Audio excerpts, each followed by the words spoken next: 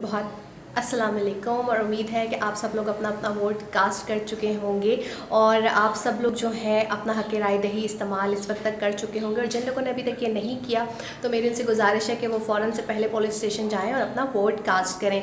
NA 53 और 54 के हवाले से मैं ये बताती चलूँ कि यहाँ पर जो है मियाँ असलम हैं उम्मीदवार जमात इस्लामी की तरफ से, मुस्लिम लीग की तरफ से अंजुम अकील और शाहिद खाकान अब्बासी, और PTI की तरफ से इमरान खान और इसके अलावा असद उमर हैं और असमत शाहजहान भी हैं ANP की तरफ से, और डिफरेंट जो है वो जो है आज़ाद उम्मीदवार भी खड़े हुए हैं।